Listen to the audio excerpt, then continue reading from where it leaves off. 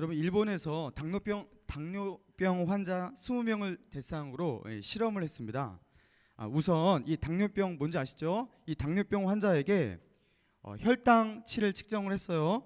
그리고 그 사람이 어떤 혈당치를 가지고 있는지 알아내고, 그리고 정오에 점심시간에 적당량의 식사를 이렇게 제공해서 식사를 하게 만들었습니다. 그리고 식사한 후에 오후 1시부터 강의를 들어갔는데요. 이제 이분들이 다 강의에 참석해야 되는 거예요.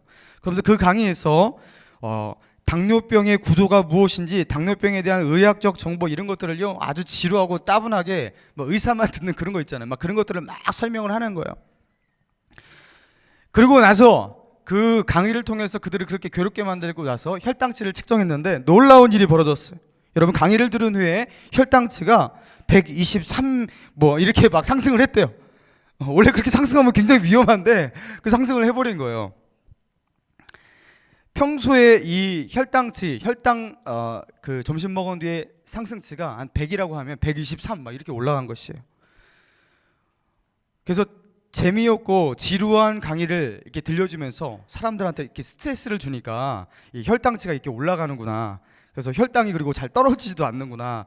그래서 스트레스를 받으면 당뇨병 환자에게 굉장히 안 좋다라는 이런 어떤 정보를 얻게 된 것이에요. 그리고 그 둘째 날이었습니다. 그 다음 날은 반대의 실험을 한 거예요. 똑같이 식사를 제공한 뒤에 그 다음에는요 어떻게 했냐면 큰 강당에다가 이 환자를 몰아넣고 거기에서 강의를 들려주는데, 이 강의가 다른 강의가 아니라 개그맨을 불렀어요. 그리고 아주 재미있는 그 만담을 들려주면서 실컷 웃게 만든 거예요. 여러분, 그렇게 실험자들을 모아놓고 재미있는 시간들을 이렇게 몇 시간 보내고 나서 혈당치를 측정했습니다. 그러니까요 놀라운 일이 또 벌어졌어요. 그렇게 억제되기 힘든 그 혈당 조절이요 되기 시작하면서 77까지 낮아지는 거예요. 그래서 전날과 혈당치 차이가 무려 46. 여러분, 당뇨병 환자는 이거 잘 압니다. 혈당 조절하는 거 얼마나 힘든지 알아요. 그래서 막 식이요법 하죠, 운동하죠, 혈당 강화제 복용하죠. 여러분, 그렇게 해서 이 혈당을 억제하고 조절하고 그렇게 하는 게 이 혈당 조절이에요. 정말 어려운 일이에요. 그리고 당뇨병이라는 게 혈당 조절, 자가 조절 능력이 없는 거예요. 여러분, 그런데 마음이 즐겁고 기쁘고 웃고, 여러분 이런 상태에 되니까요 당뇨병 환자, 혈당 조절 능력이 없어서 당뇨병 된 건데 혈당 조절이 되더래요. 그러면서 이 사건이 이런 어떤 실험 결과가 이제 의학계에 보고되고 전 세계 이제 의학 저널에 이제 실려지면서 의학계가 발칵 뒤집어졌습니다. 야, 의약품으로도 조절 안 되는 이 혈당이 웃으니까 기쁘게 하니까 조절이 되는구나. 이거는 우리의 어떤 의학적인 어떤 이런 기술로 하는 것보다 어떻게 보면은 그쵸? 이렇게 개그맨 불러서 치료하는 게 더 낫겠다 하면서 이제 회의도 들기도 하고, 그리고 새로운 어떤 패러다임이 생긴 것이죠. 여러분, 이것은 단순히 혈당의 문제, 또 당뇨병에만 해당하는 것이 아니에요. 사람이 즐거움과 기쁨을 느끼고 있을 때, 행복감을 느끼고 있을 때, 그래서 이렇게 막 입가에 미소를 진다든가 쾌활하게 웃고 있을 때, 여러분 그로 인해서 나타나는 신체의 긍정적 반응들이 굉장히 많다고 하죠. 그래서 여러분 들어보셨을 거예요. 여러분, 잘 웃으면 암을 억제할 수 있다. 여러분, 맞아요. 그래서 제가 옛날에 이렇게 봤는데요, 잘 이렇게 웃고 기쁘게 살면요 그 면역, 그죠? 암세포를 죽이는 킬러 세포들, 이런 것들이요 막 면역 세포들이 많아지면서 스스로 그냥 암세포를 잡아먹는데요. 그래서 기쁘고 즐겁게 살면요 정말로 암을 그냥 치유되는 그런 사건들도 벌어진다는 거예요. 여러분, 그런 거 많이 들어보시지 않았습니까? 여러분, 그래서 우리가 즐겁고 기쁘게 사는 것 되게 중요한 거예요. 한마디로 행복하게 사는 것 매우 중요합니다. 그냥 나는 행복한 사람이야, 맞아, 나 행복한 것 같아, 이게 아니라 실질적으로 피부로 내 마음 가운데, 내 정서 가운데 지금 행복감을 느끼고 있냐는 거예요. 여러분, 얼굴 좀 한번 보세요. 지금 행복한가 이 사람이 지금? 한번 좀 보시라니까. 지금 두려워서 서로 못 보네. 지금 이게 행복하냐는 거. 지금 여러분의 행복감을 느끼고 있냐는 거예요. 여러분, 아무리 건강하고 또 아무리 청춘의 사람이라 할지라도 절망과 낙심, 그리고 염려와 근심 속에 몇 년 한번 살아보세요. 그러면요 건강 다 잃습니다. 몸 다 망가집니다. 혹시 이 가운데, 내 마음 가운데 부정적 정서가 너무 강하다, 그래서 염려와 근심, 걱정과 불안, 원망과 증오 이런 것들이 내 마음 가운데 가득 차 있다. 여러분 이런 분 있습니까? 보면요 컨디션이 별로 안 좋으실 거예요. 그렇죠? 뭔가 의욕이 잘 안 생기고 삶이 좀 무력하실 거예요. 그렇죠? 예. 그러나 여러분 우리가요 이 상황을 바꿀 수 있어요. 여러분 왜입니까? 여러분이 그리스도인이기 때문입니다. 여러분 잠언 3장 6, 8절에 잠언 기자가 이렇게 고백하고 있어요. 너는 범사에 그를 인정하라. 이제 하나님을 인정하라는 소리예요. 그를 인정하라. 그리하면 내 길을 지도하시리라. 스스로 지혜롭게 여기지 말지어다. 여호와를 경외하며 악을 떠날지어다. 여러분 그 뒤를 보세요. 이것이 내 몸에 양약이 되어서 내 골수를 윤택하게 하리라. 여러분 이거는요 그냥 기분 좋으라고 예수 믿는 사람들께 기분 좋으라고 한 잠언 기자의 감언 이설이 아닙니다. 여러분 이거는요 내 몸에 양약이 되어서 내 골수를 윤택하게 하리라. 여러분 이걸요 있는 그대로 받으셔야 돼요. 내 골수를 윤택하려. 이런 골수가 뭡니까? 여러분 우리 뼈 척수 중심 가운데 있는 거 그 골수라고 하잖아요. 그리고 이 골수가 잘못되어서 피를 제대로 고르지 못하고 뭐 그렇게 되면요 골수 이식 수술도 받고 백혈병 걸리고 여러분 그렇게 되는 거잖아요. 여러분 이 골수가요 우리 건강의 핵심이라고요. 굉장히 중요한 것이라고요. 여러분 그런데 내가 여호와를 경외하게 되면 내 뼈뿐만 아니라 내 골수가 윤택하게 되려. 윤택하게 된다는 것은 한마디로 강건하게 된다, 건강하게 된다 그런 거예요. 육체적인 강건함이 내게 주어질 것이다 그렇게 말하고 있는 것입니다. 사랑하는 여러분, 그래서 여러분이 가지고 있는 이 신앙, 여러분이 가지고 있는 이 믿음, 여러분 그거 가지고서요 지금 내 골수를 윤택하게 만들 만한, 그렇죠?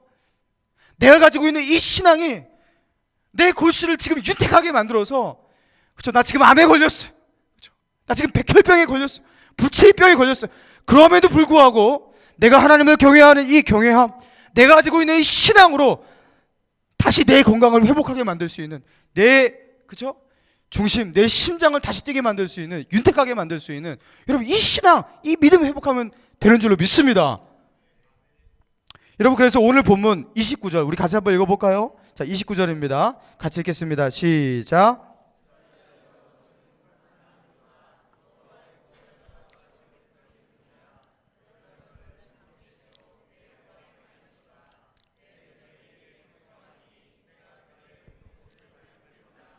여러분 지금 이 구약의 이스라엘 백성, 여러분 이 구약의 이스라엘 백성을 향해서 이스라엘이여 이렇게 말하고 있잖아요.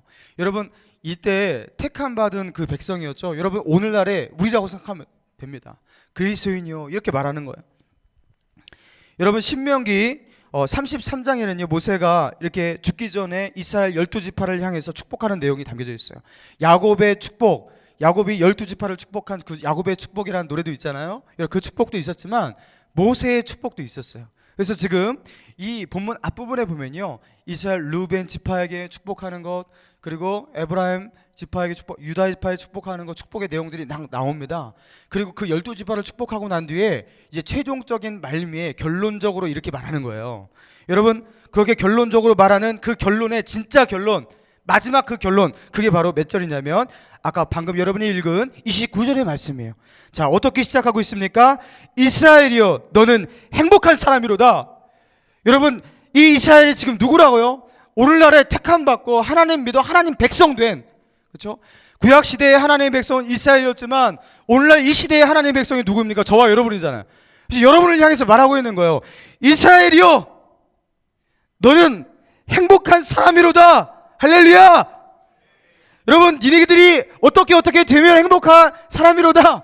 니네들이 어떤 일들이 이루면 행복한 사람이로다. 여러분 지금 그렇게 말하고 있는 것이 아니라 이스라엘이여 너희는 행복한 사람이다. 그냥 행복한 사람이다. 여러분 지금요 자기의 이름을 넣어서 다시 한번 이 말을 한번 해보겠습니다. 자 저는 제 이름을 넣고 여러분은 여러분의 이름을 넣고 나는 강대성은 행복한 사람이다 이렇게 드시죠. 자 또 제 이름 넣는 사람 있어요. 시작. 강대성은 행복한 사람이다. 여러분 행복한 사람이에요. 자 옆에 있는 친구 이름 알면요 이름 부르시고 형제 자매 해도 돼요. 자 옆에 있는 분에게 그 이름 부르면서 형제 자매 부르면서 시작. 형제님은 행복한 사람입니다. 되게 행복해지네요, 갑자기. 여러분, 우리가요 행복한 사람이거든요. 그래서 행복한 사람이기 때문에 당연히 행복감을 느끼고 있어야 돼요. 근데요, 행복감을 느끼지 못한다는 것입니다. 왜입니까? 내가 행복한 사람이라는 것을 잊어버리기 때문입니다. 그래서 그리스도인으로서 당연히 느껴야 될 그 행복의 정서가 없이 살아요. 여러분, 제가 전에도 말한 적이 있었는데 여타의 종교와 다르게 그리스도인의 트레이드 어떤 정서가 있다고 그랬죠. 여러분, 뭔지 아세요? 행복에서 나오는 그 기쁨, 미소, 이런 것들이에요. 그래서 성경에는요 이런 말이 있어요. 주 예수를 믿으라, 그리하면 내 집이 구원을 얻으리라. 그리고 너희가 성령을 받으라, 내 안에 기쁨이 충만하리라. 기도하라, 그럼 응답받고 너희 기쁨이 충만하리라. 여러분, 그래서요 우리는 항상 기뻐하라 막 이런 거 말하고, 여러분 어떠한 종교의 경전에서도요 기뻐하라라는 것을 명령으로 한다든가, 그리고 너희가 당연히 기쁠 것이다 이런 것들을 말하는 종교가 없어요. 그렇죠? 불교에서는요 맨날 비워라, 뭐 이렇게 마음에 비워라, 그럼 편안해질 것이다, 뭐 이런 식으로 말을 하지, 이 기쁨의 종교는 없습니다. 여러분, 기쁨은 기독교의 트레이드 마크예요. 내 안에 기쁨이 없다, 내 안에 즐거움과 행복이 없다, 여러분 내 안에 기독교의 대표적 정서가 지금 없는 거예요. 이걸 이럴 수가. 내가 그리스도인인데 그리스도인으로서 마땅히 가져야 될 아주 중요한 핵심적인 그 정서가 내 안에 없는 거예요. 내 본질에서 벗어나 있어서 그런 거예요. 내가 뭔가 중요한 것을 잊고 있기 때문입니다. 모세는 신명기 33장에서 이스라엘 12지파를 향해서 이런저런 축복을 선포하면서 12지파가 받을 복을 말했는데 그 복이 끝나는 시점에 이렇게 정리하는 거예요. 이스라엘이여, 너는 행복한 사람이로다. 그러면서 그냥 행복한 게 아니라 행복해야 될 이유와 근거가 있는 것이죠. 그 이유와 근거가 무엇인지 자 뒤에 봅시다. 이스라엘이여, 너는 행복한 사람이로다. 자 29절 뒤에를 따라 읽으세요. 여호와의 구원을 너같이 얻은 백성이 누구냐? 여호와의 구원을 너같이 얻은 백성이 누구냐? 여러분, 이게 중요한 거예요. 여러분, 내가 구원받은 백성이라는 것, 내가 하나님으로부터 구원받았다는 이 사실, 여러분 이 사실을 의식하는 것, 여러분 이것이요 우리를 충분히 행복하게 만드는 사실인 줄로 믿습니다. 여러분, 내가 구원받았어요. 내가 구원받는 걸 너무 잘 알아. 나 구원받았어. 너도 구원받았어. 예수 믿었어. 나 알아. 그런데 나 안 행복해. 여러분 그런데 나 안 행복하거든. 지금도 안 행복하고, 여러분 나 기쁨도 즐거움도 없거든. 여러분, 그거는요 내가 구원받았다는 사실을요 잘 알고 있는 게 아니에요. 제대로 인식하고 있는 게 아니에요. 여러분, 구원이라는 게 무엇입니까? 여러분, 여기서 너같이 구원받은 자가 누구뇨? 이렇게 말할 때 이 구원, 여러분 이 구원은요 이스라엘이 출애굽할 당시에, 그러니까 지금으로부터 3,500년 전이잖아요. 이 당시에 이스라엘 그 민족, 그 족속과 비슷한 규모의 그 나라를 이루고 있는 그 족속과 그 나라들, 여러분 전 세계의 그런 족속과 그런 민족들이 한두 족속이었겠어요? 수많은 족속들이 있고 수많은 나라가 있었습니다. 그런데 그 수많은 족속과 민족과 그 나라들 가운데 하나님께서 택하신 그 민족이 이스라엘이었어요. 그 당시에 다른 나라에 속국이 된다든가 다른 민족에 속국이 되어서 압제를 받고 있는 그 민족이 이스라엘 뿐이었겠어요? 수많은 나라가 또 다른 나라에게 속국이 되고 압제를 당하고 괴롭고, 여러분 그러고 있었어요. 여러분, 그런데 하나님께서 이스라엘 민족을 택하셔서 그들을 자기 백성 삼으시고 그들을 출애굽하게 하시고 그들에게 구원을 베푸셨어요. 여러분, 이 구원이란 모든 사람에게 주시는, 그렇죠? 일반적이고 보편적인 그런 축복과 은혜가 아니에요. 우리 모두에게 주시는 그런 일반적 은총이 있죠. 하늘에서 비가 내리고, 그렇죠? 햇빛이 비치고, 그리고 산소를 공급하셔서, 그렇죠? 산소를 먹고 숨 쉴 수 있고, 여러분 이런 것들이 일반적 은총인데, 여러분 여기서 말하는 이 구원이란 그런 게 아니에요. 아주 극소수의 사람에게 주시는 희소성 있는 하나님의 선물을 말하는 것입니다. 여러분, 이런 상황이 지금 우리에게도 똑같이, 이런 구원이 우리에게도 있다는 것이죠. 여러분, 이 땅에 예수 믿는 사람 몇 명이나 될 것 같습니까? 일단 이 땅에 대한민국에 교회 다니는 사람 몇 명 정도 될 것 같습니까? 요새는 한 몇 퍼센트 잡고 있죠? 통계 자료하고 이렇게 추정치 보니까 한 15% 정도, 천주교 빼고 기독교 한 15% 정도 잡으면 될 것 같아요. 기독교 우리나라 인구요. 그런데 요새 같으면 이 15%도 안 될지도 몰라요. 여러분, 그런데 20대와 30대 중에서 그럼 교회를 다니고 있는 사람 몇 프로 정도 될까요? 20대와 30대. 여러분, 요새요 달립니다. 교회마다 젊은이들이 없어요. 다음 세대 거의 없어져 가고 있습니다. 주일학교 그냥 없애고요. 뭐 천 몇 명 모이는 교회에 뭐 유년부, 초등부 애들 20명 또 채 못 모이고 막 이런 교회들이 부지기수예요. 서울 시내 이런 교회가 너무나 많습니다. 젊은이들도 마찬가지예요. 우리 청년층도 마찬가지예요. 여러분, 우리 교회 같은 이렇게 청년들이 이렇게 많이 모이고 있는데 여러분, 이런 교회 거의 없어요. 여러분, 한번 주위 보세요. 금천구에서 아마 여기저기 헤매시다가 우리 교회 오신 분 굉장히 많으실 거예요. 별로 없습니다. 여러분, 젊은이 가운데서 20대 30대 가운데서 교회를 다닌다, 제가 생각하기에는 한 5%에서 7% 되지 않을까 싶어요. 우리나라에서 내가 20대고 30대인데 교회를 다닌다, 5%에서 7% 정도 되는 거예요. 직장에 가보세요. 캠퍼스에 가보세요. 교회 다니는 사람 굉장히 적습니다. 여러분, 그리고 저는 교회 다니는 걸 말했잖아요. 교회 다니는 사람 중에서 썬데이 크리스찬 다 포함했는데 썬데이 크리스찬이 아니라 진실된 크리스찬으로 예수 그리스도를 믿고, 그렇죠? 구원의 확신을 가지고 하나님을 경외하며 살아가는 나 진짜 크리스찬이야. 여러분, 이런 사람은 몇 %일까요? 거기서 이제 반타작 해야 돼요. 그래서 2%에서 3%, 여러분 이 정도 될 거예요. 만약에 여러분이 예수님을 주로 고백하고 있고 지금 죽어도 천국 갈 걸로 확신하고 있잖아요. 여러분은요 대한민국 2% 3% 안에 드는 사람이에요. 자, 그리고 그럼 전 세계적으로 따져봅시다.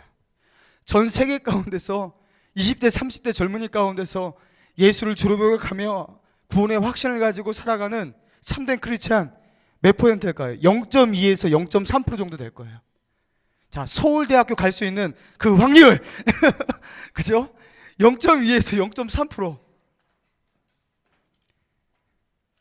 여러분들이요 0.2에서 0.3% 안에 드는 정말로 희소성 있는 하나님이 주신 그 선물 받아 누리고 살고 있는 그런 사람이라는 거 여러분 아십니까? 뭐 아무나 다 믿을 수 있는 거고 누구나 믿을 수 있는 그 구원이라서, 받을 수 있는 구원이라서 이게 누구에게나 지금 주어진 선물이 아니라는 것입니다. 여러분, 이 세상에 나와 동시대에 태어난 수억 명의 영혼 가운데서 왜 나를 0.2, 0.3%의 사람으로 택하셔서 예수 믿게 하시고, 그것도 이렇게 좋은 교회 다니게 하시고, 그것도 좋은 잘생기고 큰 목사 만나서 꼭 이 말을 해야 되잖아 나는. 요새 정말 감격적인 이야기를 몇 번 들었어요. 어떤 자매가 자기는 목사님과 같은 사람하고 결혼을 하고 싶대. 할렐루야. 어이없어서 묻지도 못하네. 참 요새 그런 얘기가 많이 들려요. 여러분, 이렇게 행복한 교회가 어디 있습니까? 그죠? 여러분, 그래서 29절에서 주님이 말씀하시는 거예요. 우리가 받은 이 구원의 은혜, 여러분 이거 하나만으로도 여러분 우리가요 감사의 조건을 100% 가지고 있는 것이기 때문에, 우리가 행복의 조건을 100% 가지고 있는 사람이기 때문에 말씀하시는 거, 이스라엘이여 너는 행복한 사람이로다. 여호와의 구원을 너같이 얻은 백성은 누구냐? 여러분이 받은 구원, 그것을 얼마나 감사하고 그것이 얼마나 행복한 사실인지 여러분 아셔야 합니다. 그런데 행복한데도 행복한지 모르는 사람들이 꼭 있다는 거예요. 정말 풍요롭고 모든 것을 다 갖춘 상황에서도요 꼭 그 가운데서 불만 터뜨리는 사람이 있듯이, 정말로 하나님이 주신 그 행복의 절대 조건을 가지고 있는데도 불구하고 행복한 줄 모르고 살아가는 그런 크리스찬 꼭 있습니다. 여러분, 오늘 주님이 주신 이 말씀을 통해서 우리가 이미 행복한 사람이라는 것, 그리고 이제부터는 행복감을 느끼고 살아가는 저와 여러분 되기를 주님의 이름으로 축원합니다. 여러분, 에덴 동산 사건을 보세요. 여러분, 에덴 동산은요 모든 것을 갖춘 곳이었습니다. 여러분, 부족함이 없는 곳이었어요. 그래서 하나님께서 그 하나님 만드신 그 세상을 향해서 어떻게 말씀하셨어요? 창세기 1장 31절에 하나님이 지으신 그 모든 것을 보시니 심히 좋았더라. 너무나 완벽한 세상, 퍼펙트한 세상. 여러분 그 세상 속에서는요 질병이 없었어요. 고통이 없었어요. 우리가 태어나서 이렇게 지금까지 이렇게 열심히 일하고 땀 흘리고 그 직장에서 스트레스 받고 겨우 돈 벌고 막 이런 어떤 경쟁하고 이런 것들 하나도 없었어요. 그리고 지금과 같이 이렇게 뭐 돈 벌어갖고 같이 뭐 갇혀 있고 옷 사야 되고 남보다 덜한 옷 입으면 열등감 생기고 이런 것도 없었어요. 왜? 다 빨가벗고 사니까. 여러분 그 세상에서는요 또 내가 더 맛있는 거 먹으려고 노력할 필요도 없었어요. 하나님께서 그들에게 주시고자 하시는 맛있는 과실과 그 열매들 알아서 그냥 주렁주렁 맺히게 하셨다고요. 그렇죠? 거기서는요 뭐 좋은 집을 지을 필요도 없었어요. 왜요? 하나님이 지으신 그 이 지구 전체가요 하나님이 주신 완벽한 하우스였습니다. 제가 이제 확신만 하면 이것도 설명을 해주고 그러는데, 하나님이 지으신 이 세상의 궁창과, 그죠? 궁창 위에 물이 있고 궁창 밑에 물이 있다고 하는데, 그죠? 물을 통해서 궁창 위에 물, 궁창 밑에 물. 그래서 하늘 사이로 위에 물이 있고 밑에 물이 있었어요. 그래서 하나님께서 노아의 홍수를 내리실 때 궁창을 터트리시고 말씀하시잖아요. 그죠? 궁창 위에 물이 터진 거예요. 그래서 여러분 에덴 동산의 이 시절 가운데 물리학자들 그리고 창조 과학자들이 말하는 것입니다. 궁창 위에 물이 있었고 지구를 둘러싼 이 궁창 위에 물이 지구 전체를 마치 하우스 치면 하우스에 있는 안에 있는 그 기온이 고르듯이, 그렇죠? 그렇게 하나님께서 이 지구 전체를 고른 기온으로 만드셔서 인간이 살기에 적합한, 뻘거벗고 누워서 자도 적합한 그 찜질방 같이, 그렇죠? 그렇게 딱 만드셨다는 거예요. 그리고 인간이요 얼마나 건강하고 완벽하게 인간을 창조하셨으면, 그렇죠? 인간이 타락해서 인간의 건강을 악화시키고 친 상태에서도요 아담이 몇 살까지 살았어요? 900살 넘게 살았잖아요. 무드셀라 969살까지 살았잖아요. 그리고 노아의 홍수에 궁창 위의 물을 없애신 그 상태였어요. 그때부터 이제 노아의 나이 900살부터 해서 쭉 내려와서 아브라함이 260 몇 살 이렇게 살았죠. 여러분 퍼펙트한 세상이었습니다. 여러분 그 세상 가운데 살고 있는 아담과 하와예요. 여러분 할렐루야, 너무 천국이죠. 여러분 그런 천국과 같은 그 세상, 그렇죠? 그렇게 병도 없고 고통도 없는 그 세상, 여러분 그 세상에 살고 있는 아담과 하와였습니다. 여러분 그런데 이 아담과 하와가 가지지 못한 딱 하나의 것이 있었는데, 그것이 무엇이냐면 동산 중앙에 있는 나무의 실과는 먹지 말라, 그 열매만큼은 절대로 먹지 말라, 그것 하나였습니다. 여러분 그런데 사탄이 어떻게 말해요? 뱀이 여자에게 이르되 그 열매를 먹어라, 결코 죽지 아니하리라. 너희가 그것을 먹는 날에 너희 눈이 밝아져서 너희가 하나님과 같이 되어서 선악을 알 줄을 하나님이 알고 너희로 하여금 그 열매를 먹지 못하게 하시는 것이니 이런 불행이 어디 있느냐? 그것을 먹어라. 네가 그것을 먹지 못하는 것이 너의 가장 큰 불행이다 하면서 그들로 하여금, 너무나 행복한 그들로 하여금 불행하게 만든 것이, 그들이 가지지 못한 단 하나의 것들을 집으면서 불행하게 만든 것이, 여러분 이것이 바로 사탄의 음성입니다. 하나님께서 우리에게 주신 행복의 절대 조건을 우리가 의식하지 못하게 만들고 우리가 가지지 못한 단 하나의 것들을 집중하게 만들어서 결국 나를 불행한 사람으로 만들게 하는 것, 여러분 이게요 사탄의 전략이에요. 제가 지금 딱 보니까요 우리 자매들 다 이렇게 보면요 너무 사랑스러워요. 너무 이쁜 것 같아 다. 제가 만약에 여기 총각으로 왔으면요 외모만 보면은 다 결혼하고 싶을 것 같이 이뻐요. 여러분 진짜요. 할렐루야. 여러분 동의 좀 해주세요. 형제들 아멘. 결혼하기 싫어요 지금? 굉장히 미모가 타로. 요새는 왜 이렇게 이쁜 자매들이 이렇게 많을까? 여러분 그런데 우리가 어떻게 겨울 보다가 딱 하나 마음에 안 들어요. 그렇죠? 코 하나 마음에 안 들고 입술 딱 하면요 그것 때문에 굉장히 불행해지는 거예요. 이거 하나 때문에. 그렇죠? 그게 뭐냐? 그게 선악과입니다. 내가 가지지 못한, 내가 누리지 못한 딱 그거 하나 붙잡고 그것 때문에 불행해지는 거. 이게 사탄의 전략이라고요. 내가 모든 거 다 갖췄는데 나는 그 스펙 하나가 없어. 그것 때문에 불행하게 만들어요. 이게 사탄의 전략이라고요. 하나님께서 내게 주신 그 행복의 조건들을 세워보지 않고 내가 가지지 못하고 내가 누리지 못한 그 하나에 집중하게 만들어서 결국 불행에 빠뜨리는 거. 여러분 이게 사탄의 전략이라는 것이. 여러분 올해 초 그 프로 스포츠 선수를 대상으로 직업 만족도에 대한 설문조사를 했다고 합니다. 그래서 스포츠 선수들의 그 행복 지수를 체크를 했어요. 그래서 대한민국 최고의 그 인기 스포츠 그 스타들 다 조사를 한 거예요. 여러분 대한민국 최고의 인기 스포츠 뭡니까? 일단 뭐 이제 사람마다 뭐 다르게 생각할 수 있겠지만 관중수 뭐 이런 것들을 생각해 봐서는요. 일단 1위 야구래요. 2위 축구, 그리고 농구, 배구 이런 식으로 나간대요. 여러분 그런데 가장 행복 지수가 높은 사람, 그래 야구 선수일 것 같다라는 느낌이 들잖아요. 여러분 그런데 축구 선수로 나왔대요. 여러분 축구 선수가 그럼 왜 행복 지수가 높은가? 직업 만족도가 왜 그렇게 축구 선수가 높을까? 딱 보니까 그 이제 그 카테고리가 있어요. 그 설문조사한 카테고리가 있는데 경제적 만족도, 사회적 인식, 미래의 그 만족도 전 항목에서 이 축구 선수가 높게 나왔는데요. 다 야구 선수보다 높게 나왔대요. 특히 왜 축구 선수가 이렇게 많이 높게 나왔을까 딱 보니까 경제적 만족도에서 야구 선수보다 축구 선수가 훨씬 높더래요. 자, 그래서 한국 프로축구 연맹에서 공개된 선수들의 연봉 총액을 K리그 선수들의 연봉 평균 액수가 얼마인지 조사를 하니까 프로축구 선수 K리그에 소속된 프로축구 선수의 연봉 총액이 여러분 죄송하지만요 1억 5천만 원이래요. 축구 선수 하면요 평균 연봉 1억 5천을 받는데요. 자, 그리고 한국 프로야구 선수들의 연봉 평균이요 얼마냐면 9,496만 원, 1억 원 가까이 돼요. 자, 그러니까 프로 축구 선수와 프로 야구 선수의 그 연봉 차이가 대략 한 5천만 원 정도 납니다. 그리고 이 사실을 가지고 이 데이터를 가지고 이 스포츠 이 전문 기자가 이렇게 결론을 내렸어요. 축구 선수가 행복한 이유는 여러 가지가 있다. 타 리그로 이적이 자유롭고 대표 선발에 대한 자긍심도 높다. 경기 수도 적어서 삶의 질이 타 종목에 비해 높을 수밖에 없다. 하지만 그 중에서 가장 중요한 것은 역시 돈이다. 프로는 돈으로 말한다. 축구 선수가 행복한 이유, 이번 연봉 공개가 명백히 말해주고 있다. 여러분 연봉을 많이 받으면 행복하다. 여러분 그렇게 말하고 있는 거예요. 결론을 내리는 거예요. 여러분 이게요 바로 세상의 논리입니다. 여러분 프로는 연봉으로 말한다고 하는데 사실 세상 전체가 연봉으로 돈으로 말하고 있잖아요.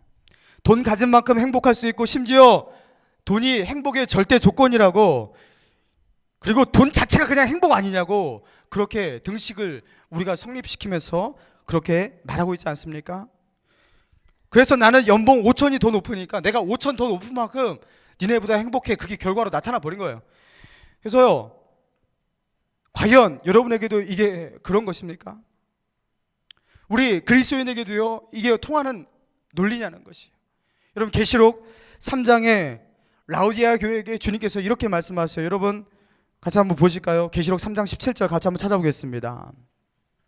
아까 그 부분이 조금 이따 읽을 거니까 탁 이렇게 포개놓고 계시록 3장 17절입니다. 신약 성경 맨 뒤에 있습니다.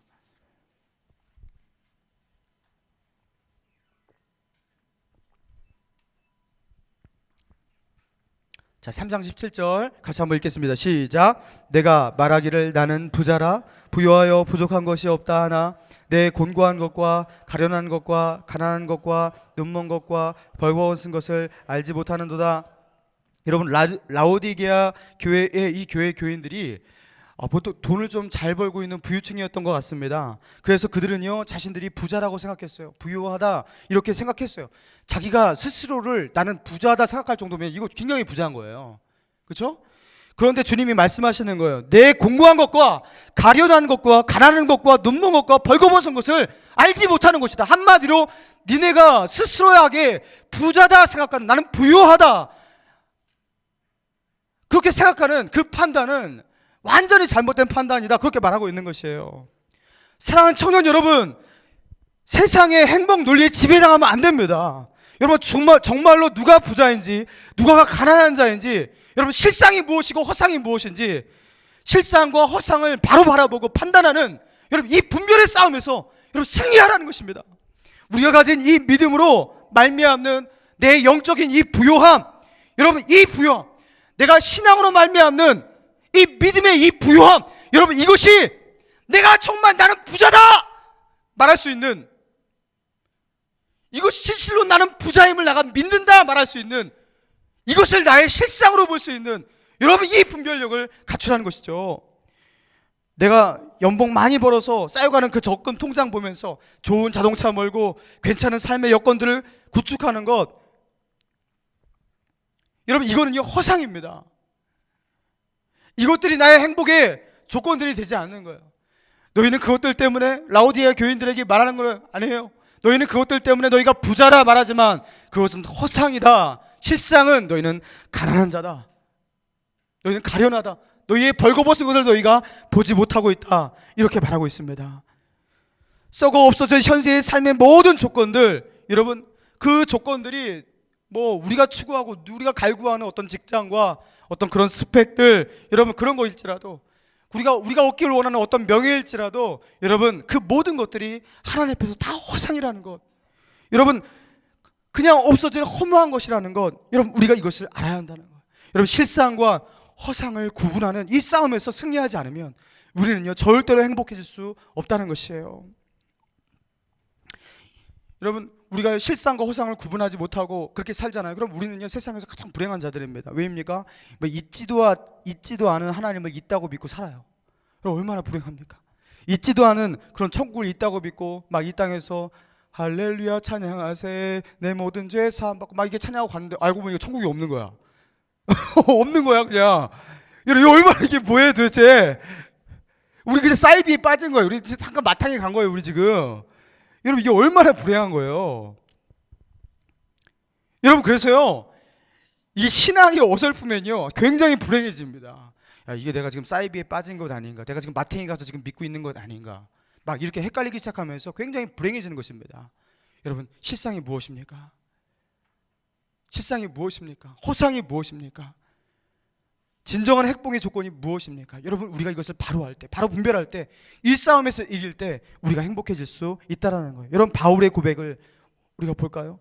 빌립보서 4장 12절 13절에서 바울이 이렇게 고백하고 있어요. 나는 비천에 처할 줄도 알고 풍부에 처할 줄도 알아. 모든 일 곧 배부름과 배고픔과 풍부와 궁핍에도 처할 줄 아는 일체의 비결을 배우노라.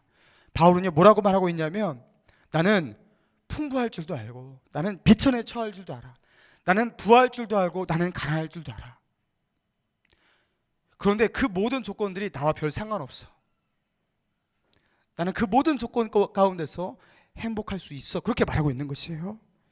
그리고서 13절에서 이렇게 말하고 있어요. 내게 능력 주시는 자 안에서 내가 모든 것을 할 수 있느니라. 가장 중요한 행복의 조건은 내게 능력 주시는 자 안에 있는 것이다. 이렇게 말하고 있는 거예요. 내게 능력 주시는 그 하나님, 우리 주 예수 그리스도, 그분이 나와 함께 있으면 그것으로 되는 것이야. 그게 나의 행복의 조건이야. 절대 조건이야. 이렇게 말하고 있다는 것이에요. 여러분 나는 행복해요 라는 그 가스펠 찬양 여러분 아십니까? 그 가사 제가 한번 읽어드릴게요. 주님 한 분밖에는 아는 사람 없어요. 가슴 깊이 숨어있는 주를 사랑하는 마음. 주님 한 분밖에는 기억하지 못해요. 처음 주를 만난 그날 울며 고백하던 말, 나는 행복해요. 죄사함 받았으니 아버지 품 안에서 떠나 살기 싫어요. 나는 행복해요. 사랑이 샘솟으니 이 세상 무엇이든 채우고도 남아요. 여러분 이분이요, 제가 이 가사를 쓴 분이요 정말로 그리스도 안에 있는 행복이 무엇인지 아시는 분이라고 저 확신합니다. 끝에요 나는 행복해요. 사랑이 샘솟는데요. 근데 사랑이 얼마나 샘솟으면 이 사랑으로 모든 것을 채우고도 남을 만큼 내 안에 그렇게 막 사랑이 쏟아 나온대요. 자기 안에 막 흘러 넘치는 거예요. 이게 행복한 거죠. 여러분 다른 사람에게 행복을 전하는 사람이 되기 원하십니까? 여러분이 행복하셔야 돼요. 내가 행복해야지 다른 사람을 행복하게 만들 수 있는 것입니다. 제가 전에 들은 말이 있어요. 목사 중에서 가장 나쁜 목사, 어떤 목사냐면 행복하지 못한 목사다. 목사 중에 가장 나쁜 목사는 자기가 행복하지 못한 목사래요. 여러분 목사가 행복하지 못하면요 어떻게 성도를 행복하게 만들겠습니까? 목사가 자기 안에 행복을 누리지 못하는데 다른 사람으로 하여금 어떻게 행복을 누리게 인도를 하겠습니까? 여러분 자기 안에 있는 이 불행을요 그냥 전파할 뿐인 것이에요. 여러분 따라서 여러분 목사 안에요, 설교자 안에 이 행복이 있어야 돼. 그래서 이 행복이요 넘쳐 흐르는 거예요. 같이 전이가 되는 것이에요. 여러분 그래서요 목사의 전도자의 최고 사명은 무엇이냐면 저는 그렇게 생각합니다. 내가 행복해지는 거예요. 내가 행복하잖아요. 너무 행복하잖아요. 너무 행복해요. 여러분 1억 원 10억 원, 100억 원 복권에 당첨됐다. 지금 나의 인식을 속이고 잠깐 상상을 해보세요. 자, 지금 잠깐 이렇게 머리를 뒤엉킨 다음에 지금 10억짜리 복권에 당첨됐다. 지금 생각해 보세요. 자기를 속이셔야 돼. 지금 10억짜리 복권에 당첨됐다. 지금 복권 당첨됐다. 지금 여러분 막 웃고 계시거든요. 지금 지금 너무 행복한 거예요. 지금 내가 이거 막 참을 수 없죠. 당첨됐다. 너무 행복하잖아요. 이 행복을 감출 수가 없어요. 감출 수가 없어요. 이거를 감추잖아요. 너무 불행합니다. 어떻게든지 이거를 말하고 싶고 전하고 싶고 막 감출 수가 없어요. 여러분, 내가 행복하잖아요. 행복을 전하는 사람이 되게 되어 있습니다.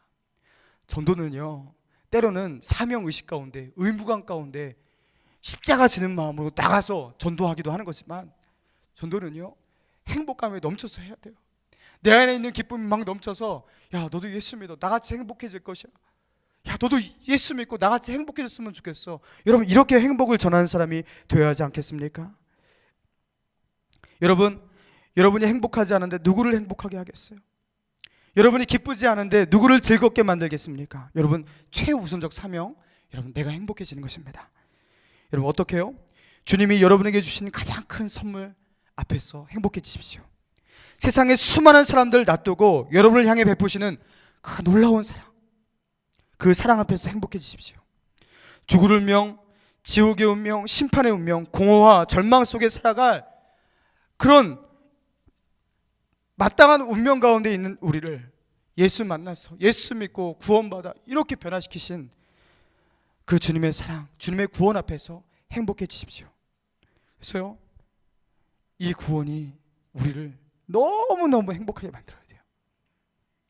그래서 우리가요, 오늘 본문 아까 마지막에 읽은 것 29절의 말씀, 신명기 33장 29절 다시 피셔서 이 본문을 읽고서 우리 말씀을 마치려고 합니다.